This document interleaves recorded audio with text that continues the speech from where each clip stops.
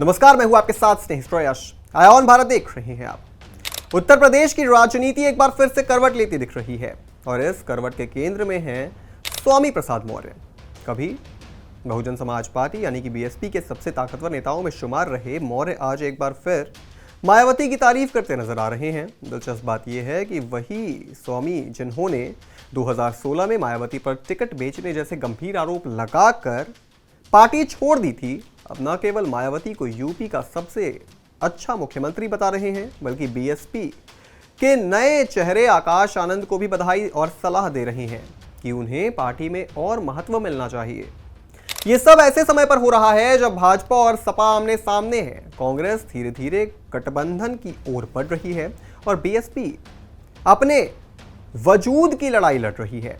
स्वामी प्रसाद मौर्य ने अपने सियासी करियर की शुरुआत 1996 में बसपा से की थी। वो डलमऊ सीट से विधायक बने और जल्द ही मायावती के करीबी और ताकतवर नेताओं में शुमार हो गए।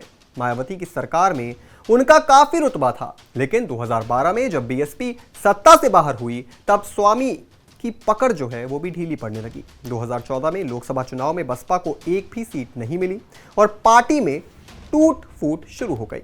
अगस्त 2016 में उन्होंने मायावती पर भ्रष्टाचार के आरोप लगाते हुए पार्टी से इस्तीफा दिया और बीएसपी का दामन थाम लिया।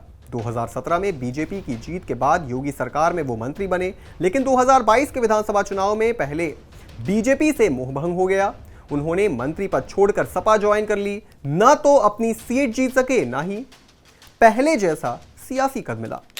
और अब हाल के बयानों से स्वामी प्रसाद मौर्य ने बाराबंकी की एक सभा में भाजपा और सपा पर जमकर निशाना साधा, लेकिन बसपा को पूरी तरह नजरअंदाज कर दिया। न केवल मायावती की तारीफ की, बल्कि उन्हें अब तक का सबसे बेहतर मुख्यमंत्री बता दिया।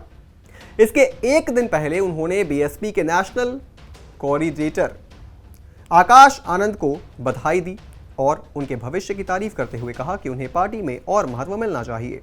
राजनीतिक विशेषज्ञों का ये मानना है कि स्वामी प्रसाद मौर्य के ये बयान किसी व्यक्तिगत प्रशंसा का हिस्सा नहीं, बल्कि रणनीतिक चाल है।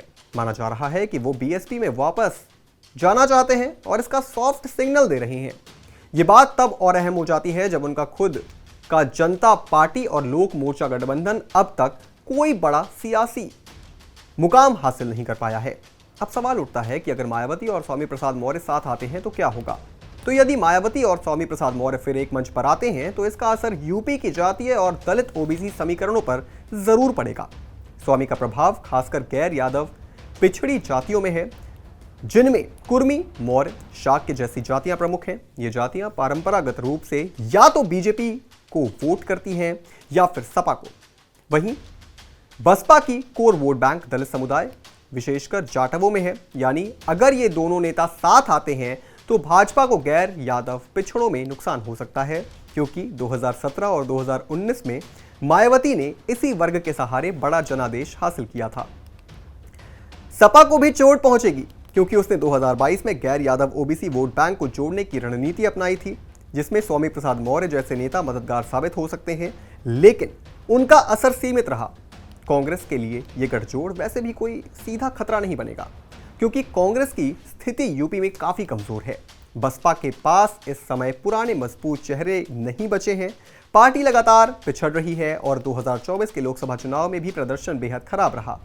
स्वामी प्रसाद मौर्य जैसे नेता की वापसी से पार्टी को पिछड़े वर्ग में काफी मुश्किल होगी और पैर जमाने का मौका मिल सकता है। साथ ही मायावती की छवि को एक समावेशी नेता के रूप में फिर से गढ़ने की कोशिश होगी, जो दलित पिछड़े गठजोड़ की बात करती हैं।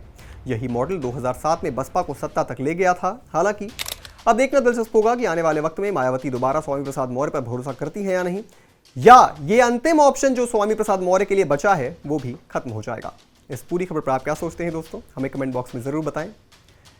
देश और दुनिया की तमाम बड़ी खबरों से जुड़े रहने के लिए आप देखते रहें आयोन भारत।